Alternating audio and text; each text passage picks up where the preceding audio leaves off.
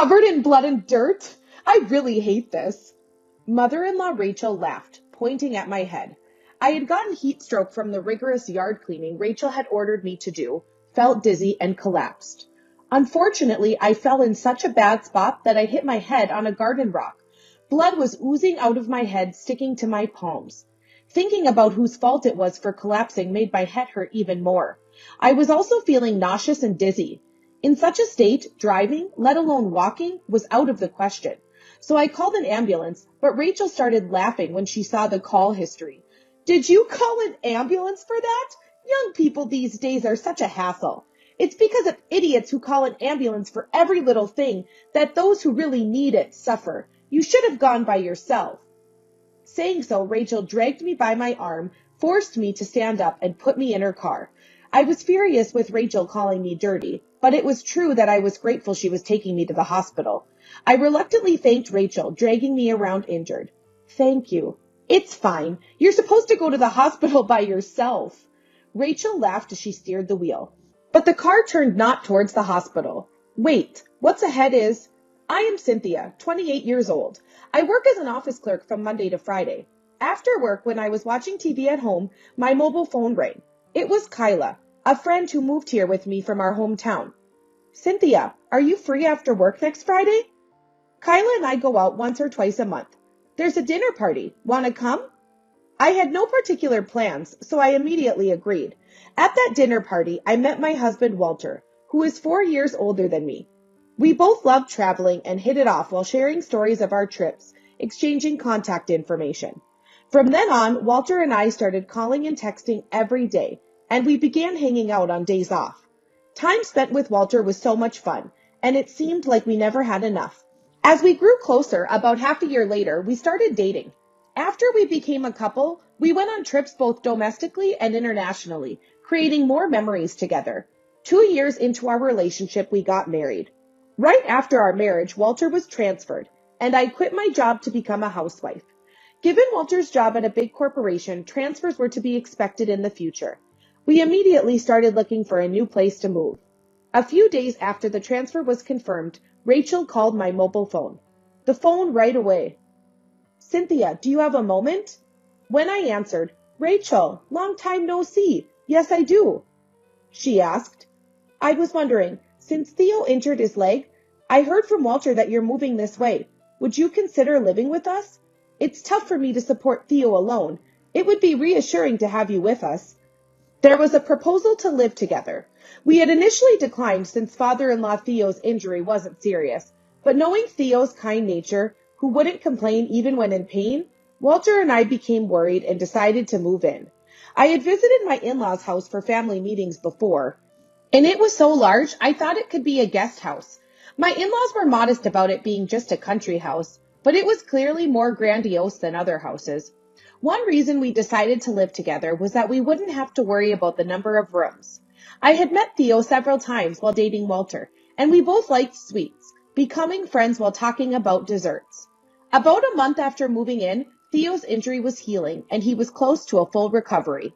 However, while Theo was organizing the storeroom as a light exercise, he unfortunately dropped a heavy object on his injured leg, causing a fracture. He was seen immediately at the hospital, but surgery was needed, and he had to be hospitalized for about half a year. After completing the hospital admission process and bringing him his change of clothes, I returned home to find Rachel standing at the entrance. Rachel, I'm back. I'll start preparing dinner right away. As usual, I smiled at Rachel, but she glared at me. How long is this paperwork going to take? Honestly, your slowness is maddening, she said coldly. I was unable to comprehend what had happened and stood frozen when suddenly, How long are you going to just stand there? Get moving and start making dinner. Rachel stood in front of me, glaring and imposing. Rushed by Rachel's words, I hurried to the kitchen to start preparing dinner. As soon as Theo was hospitalized, Rachel, who had been kind until yesterday, transformed completely. I thought she was just in a bad mood, but from that day on, she began to harass me behind Walter's back. When Theo was home, Rachel would prepare breakfast, and I was in charge of lunch and dinner. Now, I'm responsible for cooking all 3 meals and all the household chores. Rachel, on the other hand, stopped doing any housework and spent more time watching TV or sleeping in. When she was awake, she would complain about the food being too salty or the cleaning being sloppy. Cleaning the large house took a considerable amount of time. The hardest part was managing the garden and the field. Given the rural setting, both the garden and the field were large, and weeding was a struggle. Previously, a service had been hired for maintenance, but now I was managing it alone. If even a little weed was left, Rachel would scold me. At first, I endured it, but fearing I wouldn't have time for children if this continued, I consulted Walter. Walter believed me and warned Rachel. Not even reflecting on your own insufficient work, and you enlist Walter on your side. If Cynthia could just manage the housework more efficiently, this would all be resolved. Do you really want to paint me as the villain? Honestly, what a heartless daughter-in-law I've ended up with. Her verbal abuse only escalated from there. No matter what I said, it didn't get through to Rachel, and we decided to move. However, we missed the early spring moving season, leaving almost no apartments available. Those that were available were too far from Walter's workplace, so we decided to move into a new apartment that was soon to be completed and open for applications. The season changed to summer. Woken by the lively chirping of cicadas, I prepared breakfast for Rachel and Walter. After seeing Walter off, I tried to return to my room, but Rachel blocked my path, throwing sarcastic remarks, complaining about the breakfast taste or how sloppy the dishes were washed. Every day I faced these criticisms, and as I hung my head, I heard a car engine outside. Thinking Walter had gone to work, I was suddenly shoved by Rachel, falling outside the entrance, landing on my backside. Then Rachel threw a garbage bag at me, saying, "Today, you're cleaning the garden and the field. Don't even think about coming back inside until you're done." She laughed as she closed the door and locked it. No matter how much I knocked, there was no sign of the door unlocking. Heading towards the back door, found it locked as well, and a complete round of the house revealed all windows were locked too. Since I was at the entrance seeing Walter off, I didn't have my wallet or mobile phone with me. Feeling helpless, I heard Rachel's laughter from behind.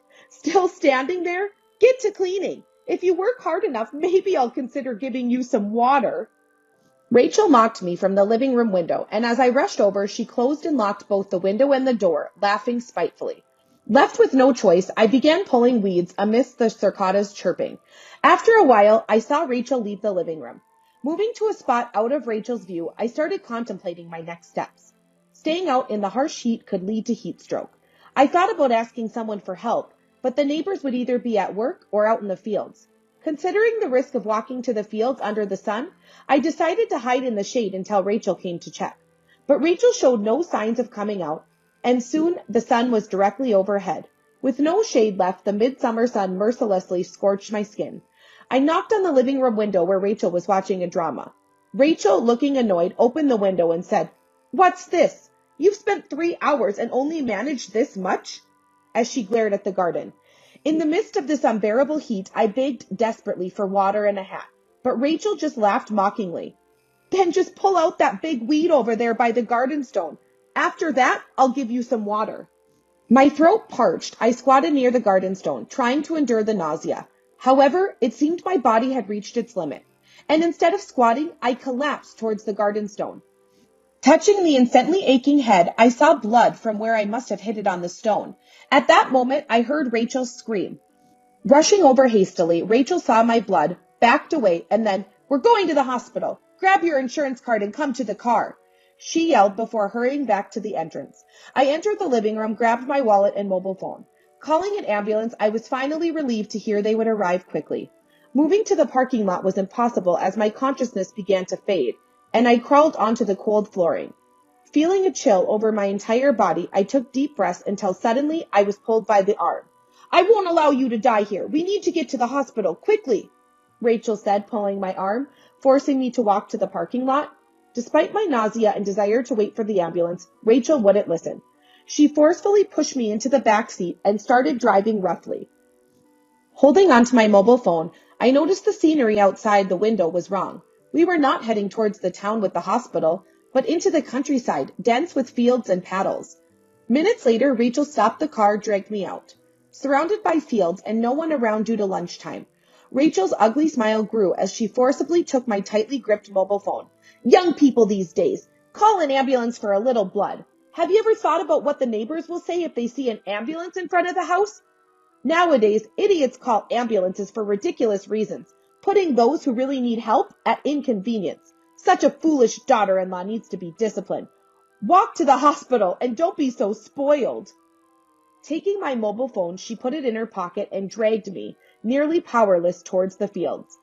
Only the rice paddles below, no one in sight. Please stop. Despite my desperate pleas, Rachel only laughed with a nasty smile, saying nothing. She pushed me with all her might. I fell, pain surging through me from the impacts. Satisfied with my moans, Rachel laughed and got back into the car without looking back. Wait, please, wait, I cried, holding my aching head. But all that receded was the sound of the engine. Rachel had left me in the fields and gone somewhere. I closed my eyes to escape the piercing sunlight. No mobile phone to call for help, and no ambulance would come to such a remote place. Even if I wanted to signal for help, being in a field below the road level meant no one could see me. I might die. The thought of possibly dying was my last before consciousness turned black. My eyelids fluttered. Blinking brought the white ceiling into full view. Looking around, the clean bed confirmed I was in a hospital. Walter? I spoke to Walter, who sat beside the bed, holding my hand and laying face down. Walter quickly lifted his head. Cynthia, I'm so glad you're awake. He hugged me, tears in his eyes. He had stayed by my side the whole time I was unconscious. Confused, Walter explained why I was here. I hadn't died, but had fainted from heat stroke. Luckily, the owner of the paddy who had come back early for lunch found me. They called an ambulance in a panic. I was in a dangerous condition and was taken to a nearby large hospital where my life was saved. Hearing the hospital's name, it was where Theo was hospitalized. Theo had come to check on me several times, worried, so I thought I'd thank him later. Then, my thoughts turned to Rachel. Walter, what about her? Walter gripped my hand tightly and began to speak with a stern face. Rachel, seemingly unaware of anything, had returned home and tried to send the ambulance away, claiming she knew nothing when it arrived. Suspicious, the emergency services were inquiring if Rachel might be the perpetrator of a prank call when suddenly the door opened. Mom, what happened? Why is there an ambulance parked at our house? It was Walter, who had rushed in. He was supposed to have the day off, but had gone to work due to an unavoidable task and had returned home as planned in the early afternoon. The emergency services explained that they had come to the house in response to a call about someone with heat stroke symptoms and bleeding from the head. But since I, the caller, was nowhere to be found, they were speaking with Rachel. Surprised by their ominous tone, Walter immediately called my phone. At that moment, Rachel, sweating and smiling nervously, grabbed Walter's arm. I remember now, shopping. I said I was going out for lunch supplies, so she should be back soon, right? Walter was not the only one who felt suspicious at this. Sir, please call your wife. Didn't you hear? She said she'd be back soon. As soon as the emergency services person said that, Rachel lunged at them, confronting the man aggressively. Meanwhile, Walter dialed my mobile phone. The ringtone from my phone could be heard coming from Rachel. This is my ringtone. I had Cynthia listen and set the same tone. What a coincidence that I'm getting a call at this very moment. Mom, show me your phone. Walter pressed Rachel, who was rapidly making excuses. Frustrated by Rachel's act of ignorance, Walter forcibly reached into Rachel's pocket, and when he pulled my mobile phone out of the pocket, he glared at her. Rachel let out a small scream and ran up to the second floor as if fleeing from Walter. Chasing immediately, Rachel slipped just before reaching the top of the stairs. She tumbled down, her legs bending in clearly unnatural directions. Ultimately, Rachel, crying from the pain in her legs, was too preoccupied to speak about me. The emergency services said they would contact the police to start a search, and Walter readily agreed. Unable to leave Rachel in that state, they reluctantly took her to the hospital by car. And upon arriving at the hospital, Walter found me by chance. If I hadn't been at the hospital, they were planning to contact me after Cynthia woke up to hear what happened. But finding Cynthia by chance, I'm glad. Walter left Rachel to the doctors and stayed by my side the entire time. Cynthia, I'm sorry. I never thought Mom could do something like this. She's mean, but not violent. Not like this. I'm really sorry for putting you in danger. I'm just glad you're alive. Walter apologized with tears streaming down his face. Fortunately, the cut on my head wasn't serious, and the bleeding had stopped by the time I was brought to the hospital. The heat stroke was more severe, and I was still on an IV. But it was nearly finished, and if there were no dizziness or other symptoms, I could go home. Thinking about returning to that house made me feel heavy. Then I wondered what had become of Rachel since coming to the hospital. It's not your fault, Walter, but I can't live with her anymore. What happened to her? I asked while stroking Walter's crying back. Walter, looking slightly uncomfortable, actually, she's in the room next door, said.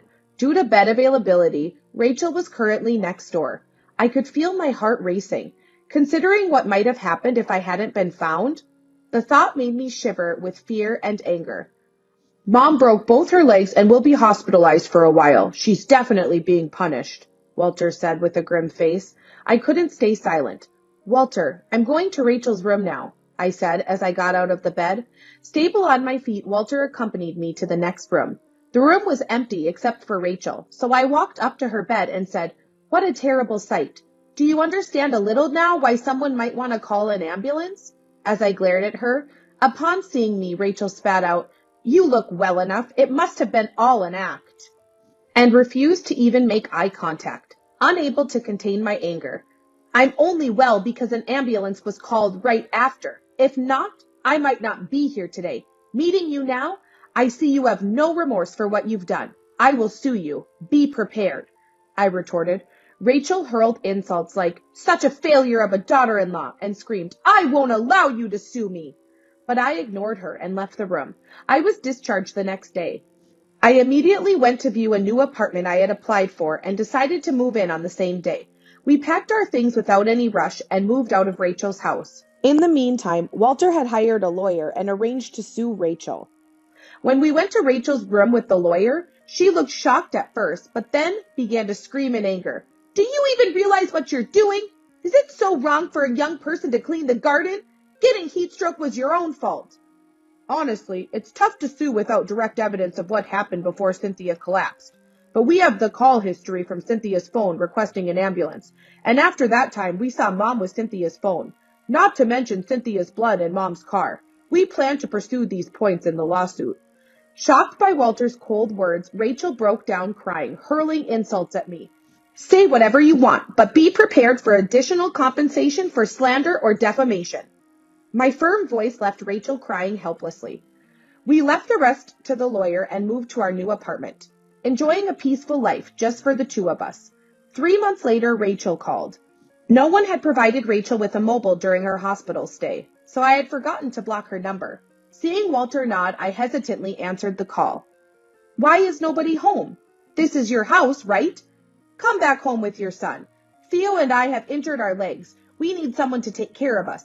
Even someone as dumb as you should understand that it's a wife's duty to care for her in-laws, right? Just as Walter was about to yell, we heard Rachel laughing over the phone. Anne, return the money I lent you quickly. Complaining about compensation after borrowing from your parents? I never understand what goes through the mind of a stupid woman. I'll have to properly educate you again on that rotten mindset. Even though I took a few seconds to absorb Rachel's words, I still had no idea what she was saying. From what Rachel continues to say, it seems that Rachel thinks that the compensation she paid me was money she lent me. Confused by Rachel's words, Walter grabbed the phone. The only one with a rotten mind and attitude here is Mom. We want nothing to do with you anymore. Don't ever come back. Don't ever meet us again. Look up the meaning of compensation in a dictionary. Stay out of our lives forever. We yelled before hanging up and immediately blocking her number. Walter even deleted Rachel's contact information. Although we had settled with Rachel through compensation, I decided to report her actions to the police. It turned out Rachel was already being sued by the owner of the rice field. My fall had disrupted the rice plant significantly, affecting the harvest and damaged the pump used to manage water in the field. The owner was furious. Rachel, having paid me compensation, was nearly broke and unable to repay her debts. That's why she demanded the money back from me, but it was no longer my concern. I had visited the owner with a fruit basket as an apology, but they laughed it off, saying the person who pushed me was to blame. Eventually, Rachel had to take out a loan to pay a settlement to the owner and was working hard to repay it. Rachel was also facing divorce from Theo and had been kicked out of her home. She never changed her view of me as the one who took her precious son away. It seems Rachel couldn't stand the sight of Theo and me getting along well. She mercilessly tasks me with chores while Theo was hospitalized, trying to teach me a lesson about who held the upper hand. As a result, her actions almost led to manslaughter, causing even Theo to disown her. After the division of property, Theo sold the family home and moved. Rachel, left without a home, now struggles through her days in a terrible state. She is still looking for Theo, but she will never find him because he is now living with us. We're staying together until Theo decides on his next place, without letting Rachel know, of course. Theo has safely been discharged from the hospital and has improved enough to go for daily walks as part of his rehabilitation. His everyday activities have slowed down a bit, but he doesn't require live-in care, so we've chosen to stay close and watch over him. Theo and I continue to have a great relationship, and for a change of scenery, we often go on trips or dine out together on our days off.